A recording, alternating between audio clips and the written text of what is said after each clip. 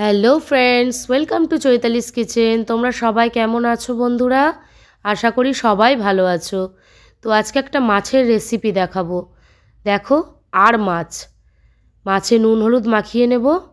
এবার মশলাটাকে রেডি করে নেব। জিরে, আদা, কাঁচা লঙ্কা, শুকনো লঙ্কা মিলিয়ে পেস্ট করে নেব। দেখতেই পাচ্ছ, আজকে রান্নাটা রান্নাঘরে হচ্ছে না, ছাদে রান্না হচ্ছে পিকনিকের মতো। তো দেখো আমাদের মশলা রেডি। এবার মাছে নুন হলুদ মাখিয়ে দেওয়া হয়ে গেল। এবার কড়াইয়ে সাদা তেল দেব বা সর্ষের তেলও করতে পারো।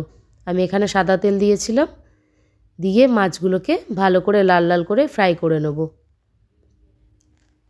দেখতেই পাচ্ছ, আজকে আর কিচেনে রান্না হচ্ছে না, ছাদে রান্না হচ্ছে পিকনিকের মতো। সরস্বতী পুজোর পরের দিন আর মাছ রান্না হয়েছিল বাড়িতে। তো দেখো মাছগুলোকে লাল লাল করে ফ্রাই করে তুলে নেব। নিয়ে ওই তেলে লম্বা লম্বা করে কেটে রাখা আলুগুলোকে ফ্রাই করে নেব। নুন দিয়ে দেবো পরিমাণ মতো, হলুদ দিয়ে দেবো, দিয়ে আলুটাকে লাল করে ভেজে তুলে নেব। তোমাদের কারা কারা আর মাছ খাও অবশ্যই কমেন্ট করে জানাবে। এবার আলু ভাজা হয়ে গেলে ওর মধ্যে মশলাটা দিয়ে দেবো, টমেটো দিয়ে দেবো, দিয়ে মাছের যে তেল পটকাগুলো ওর মধ্যে দিয়ে দিলাম, দিয়ে একসাথে কষিয়ে নিলাম। কষানো হয়ে আসছে, যখন তেল ছাড়বে তখন গরম জল ওপর থেকে অ্যাড করে দেবো। দেখতে পাচ্ছ কষানো হয়ে গেছে, গরম জল দিয়ে দিলাম।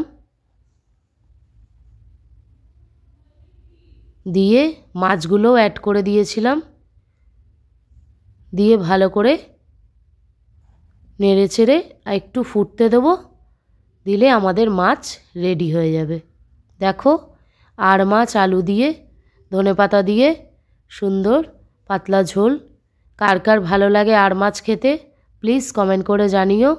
আর আজকে রেসিপিটি কেমন লাগলো অবশ্যই জানাতে ভুলবে না। তো আজকের মতো এখানেই বাই বাই। ভালো থেকো, অবশ্যই কমেন্ট অ্যান্ড শেয়ার।